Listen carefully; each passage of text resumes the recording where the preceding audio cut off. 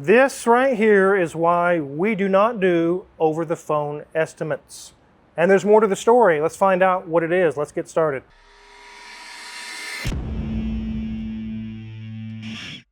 Now, before we dive in and start on our tirade, I want you guys to know up front, I have no trouble with this customer. He's a very nice guy. I'm not knocking the customer, I'm knocking the situation. He has a good heart. He's trying to get some things done and trying to maybe save some time. And this really shows why, number one, we don't do over-the-phone estimates, which this guy never asked for an estimate, but this situation explains why we don't take them. And number two, why we don't really get into custom modifications or aftermarket parts and things. This is a 2008 Ford Crown Victoria with the 4.6 liter, the venerable single overhead cam, tried and true bulletproof engine. These cars are bulletproof. These are right up there with the Buick LeSabre with the 3800.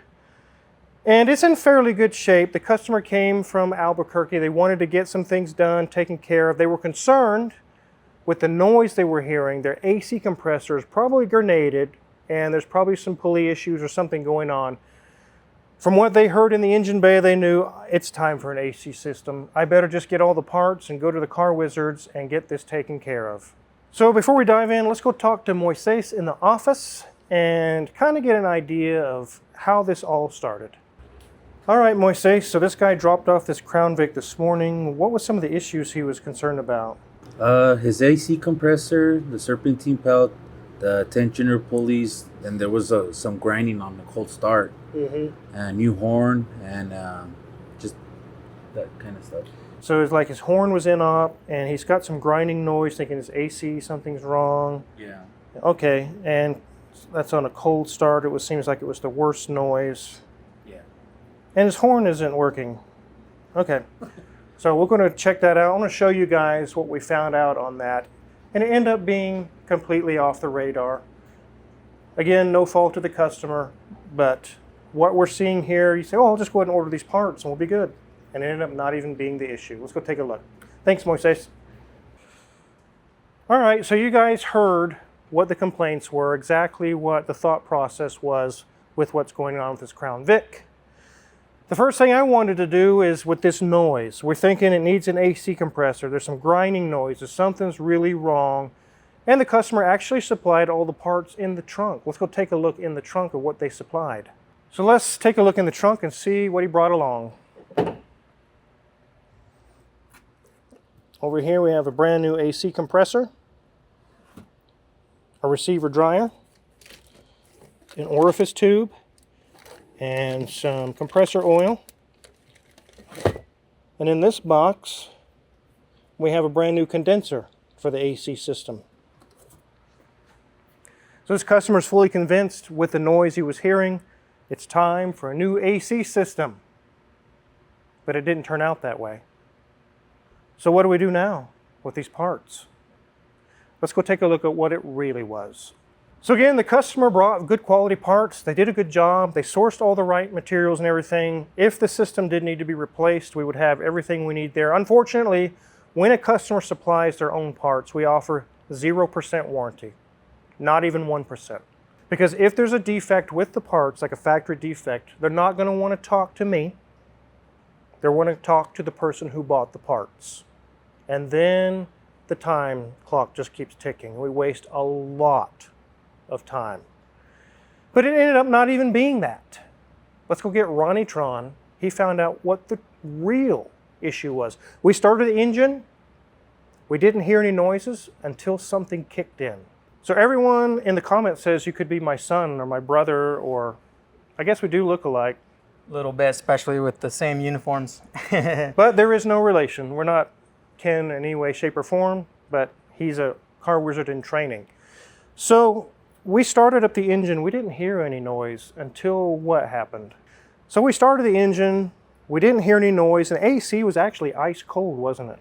AC was working perfect, which made me really want to question what exactly was going on. So Yeah. It wasn't until the cooling fan kicked on that we could hear that noise that the customer was describing. But I'll get the scan tool and we can all hear it. Yeah, let's get it hooked up. I'd like to hear it.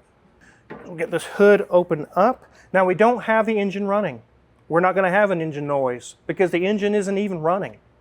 But we're going to hear the noise that the customer was hearing without the engine running. It's a really neat tool that we have. You really can't diagnose modern cars without a bidirectional scan tool to be able to go in and turn certain exact components on and hear them. This fan doesn't have an old school relay to be able to trip on. It's controlled through a module, so we can go ahead and turn that on.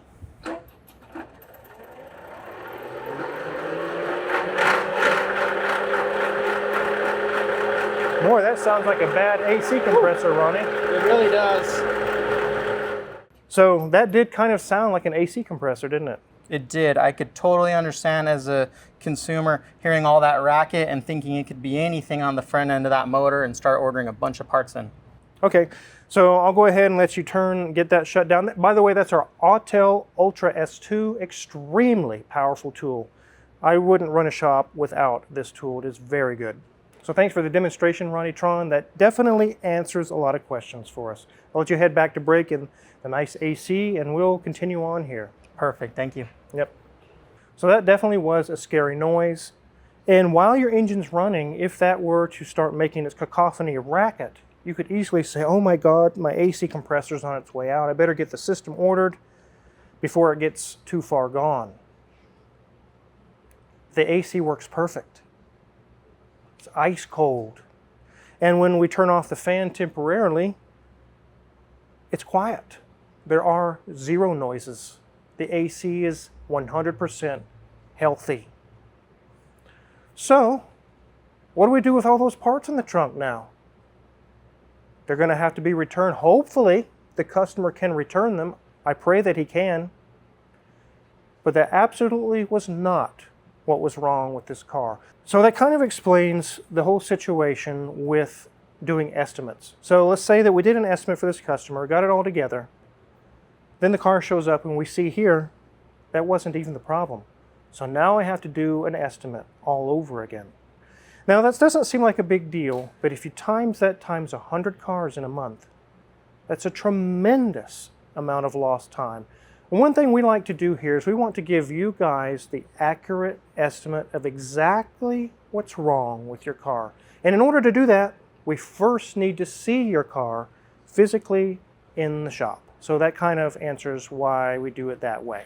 And to fully diagnose this, it's about a half an hour. Sometimes it can be an hour if it's more complex. And if it's going to be longer than that, we would call for an approval first before we went any further. But usually a half an hour to an hour, we can get it figured out what's wrong with this car. And Ronnie Tron knocked it out of the park. It needs a fan. Not anything to do with the AC system. And that will solve that nasty, pesky noise. And we'll have ice cold AC. Now let's get back to those parts. One reason we don't take parts from customers, we try not to, is because in this situation, which I'm going to demonstrate with some pulleys here in a minute, is that a lot of time can be lost in the shop. The second thing the customer wanted done is he wanted all the pulleys removed and put an underdrive system on it, which puts a little bit bigger pulleys and a different dampener, harmonic balancer, or main pulley, whatever you want to call it. And as we were putting the parts together, we took it for granted that we had the right kit, only to find out this kit's not even for this car. Let's take a look at the pulleys. So right now we have the serpentine belt removed, we have the water pump pulley removed, we have the alternator pulley removed, and we were starting to reassemble with the parts provided. Let's talk about that kit. So here's the parts we removed. We have an idler pulley, we have the water pump pulley, and we have the decoupler pulley from the alternator, which these spin one way, but they freewheel the other way. This is for economy and things of that nature. So the nut and the pulley are all in one unit on this. You can actually see inside of here, there's threads. This is the nut and the pulley all in one. And here we have 3 pulleys from this Stita kit, underdrive pulley set. We have our water pump pulley, which you can see is physically larger than the original pulley. We have an alternator pulley, which is physically larger in diameter than the original pulley. and the main pulley, or the crankshaft harmonic balancer. We had removed the harmonic balancer and tried to install a new one. It is so tight, it won't even begin to go on. And then we removed the decoupler pulley from the alternator, only to find out it's missing some hardware. Let me show you that. So here's our Steta pulley. We go to put it on this 2008 Crown Vic, and it would work fine. It just needs the nut. Wizard, did you lose the nut? I did not. We started looking around the packagings, like this is missing some hardware. And then I thought about it, and me and Ronnie Tron thought about it. It's like, wait a minute. The original nut was the pulley itself. Remember, I just showed you. I'll grab it. The threads are inside of here. This is the nut and the pulley all in one. This is how they do it on a 2008 vehicle, a Ford vehicle. So in the instructions it says remove the alternator pulley, reuse your old nut. It's like, well, how are you supposed to do that? It didn't even, the whole pulley was the nut. It also said on newer vehicles at the bottom, the harmonic balancer may need to be sent off to a machine shop and have it line bored because newer engines had a larger diameter crank. And then I got to looking at the top. This is for a 96 to 03 Mustang. Wizard, I'm no car wizard, but that's not a Mustang. It's not a Mustang, and it's a 2008, not an 03. We've moved forward 4 or 5 years into the future where we're now using decoupler pulleys. This kit doesn't even work on this engine, and I'm not interested in sending pulleys off to have them line bored. The main pulley has to be precision fit. You can't just get a grinder and grind it out. You'll start having waller or something bad will happen to the engine. At that point, I told Ronnie Tron, put everything back together, we're done. This is not the right kit, and we called the customer, and it could be a week or two before we had the right kit. We're not waiting. The customer said, I'll send all this stuff back. He apologized. He's a very cool guy. Again, I'm not knocking the customer at all. I understand he wants to get some of these things done. I'm just showing you guys the situation. None of these parts will work. I'm not going to charge the customer for this lost time. We probably lost 2 hours of shop time. It is what it is. That's kind of my fault for trying to be the nice guy and take this on. So I'll move this car out of the way. There's still a few more things they're going to do to this vehicle though. So with this situation, with the underdrive pulleys, guys, I personally have been through this at least 100 times. I've been around the block 2, 5, 10, 100 times. So I know how all this stuff works. Some people, they're kind of new to this. They say, I'll order this kit. It says it will work on this engine. I'm here to tell you, things rarely work out of the box when you try to customize or modify. A good example of that is Apollo 911. You guys remember I LS swapped that for Tyler Hoover of Hoovy's Garage, which still is running great. He's driving around as we speak in that thing. Very powerful engine.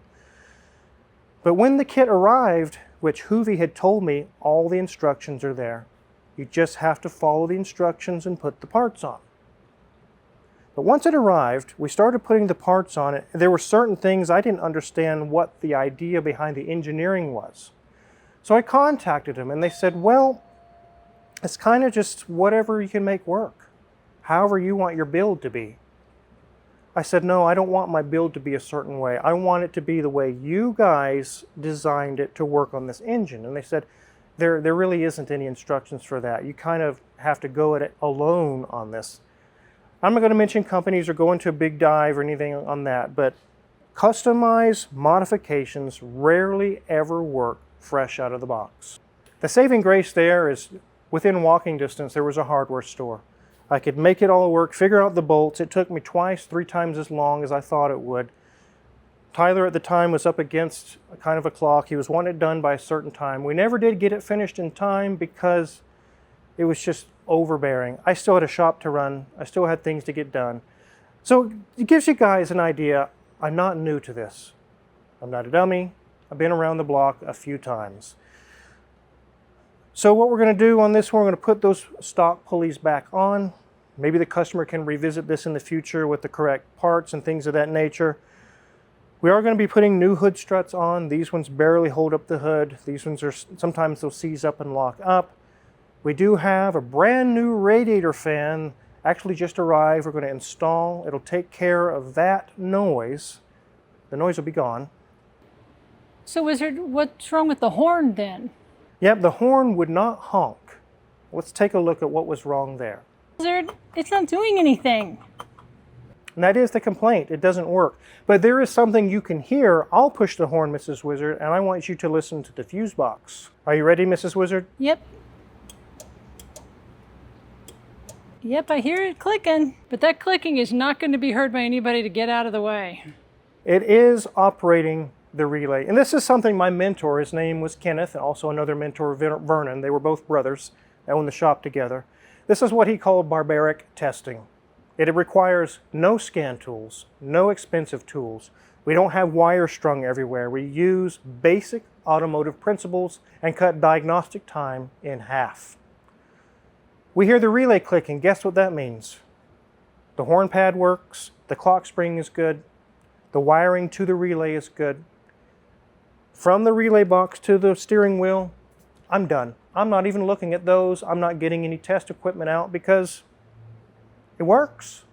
So why isn't the horn working? Let's show you what we found. So the customer did include a horn assembly, hoping that's what it was, and he got lucky in that case. The horn is installed, the one he supplied. Ronnie-Tron got it bolted in, but here was our problem. Something got in and tore the wires, or something happened. They're just frayed and kind of laying here. So we'll be able to rebuild the connector, the original connector that goes into the horn, install the wiring. We did verify with some temporary wiring. It does work.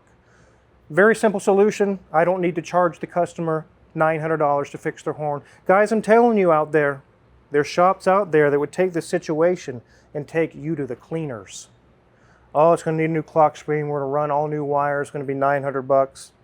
And then when you arrive to pick up your car, it works. The horn works. Well, they must have been right when all they did was put a new connector on. Obviously, we're not charging $900. It's going to be very cheap to get that fixed. So it is unfortunate. We have a trunk full of parts that will not be installed. We did call the customer and let him know his AC is fine. It's just the fan was making that noise. And he was kind of relieved. He's like, okay, good. I'll take the parts back. I'll figure out if I can get these returned. Let's skip the AC situation and to get that radiator fan taken care of. There is light at the end of the tunnel here. It actually turns out to be kind of a blessing because that fan would have eventually failed. And I've seen these fans can get out of balance. They send blades through the radiator, can overheat the engine, or it can just quit spinning altogether and still overheat the engine. It could be broke down on the side of the highway. We have exactly now what is wrong with this car, and we have given them an accurate estimate of what's really wrong with this vehicle. We're not just guessing it and hoping it's this or that. So imagine on this AC job here, you call for an estimate. Oh, it's going to be $2 or $3 grand or whatever the price is, and you're fully prepared to spend that money. An unscrupulous shop could take you to the cleaners again and say, oh yeah, I needed that whole system, when all it was a fan. They put a new fan in and charge you $3 grand for that fan. Let the mechanics do the estimate first with the car in the shop, physically here. We actually save this customer a lot of money. He still will have to turn in the parts. Hopefully he can get refunds. And also with those custom modification kind of underdrive pulley things, you see why a lot of shop owners who just do general repair don't take on that kind of work. Now we know why. There are race shops out there. That's all they do. But that's not what we do. We are a general repair shop. So just wanted to do a video to show you guys the data. All of you know out there that I function on black and white data, not guessing. And why we don't do the over-the-phone estimates or take aftermarket parts or things of that nature, and don't get into that. This is a video to give you guys that data so you can digest it and now know why the Wizard does what he does. If you're curious what kind of tools we're going to use to fix this car, which we do get to fix it, it'll be a happy day, check our Amazon affiliates link in the description below. All the tools we use every day in the shop, tried and true, are listed for sale there. And if you purchase any of them, we get a small cut and really appreciate it. And make sure to hit the subscribe button and the notification bell on the way out because we have so many more videos to come. Thanks for watching.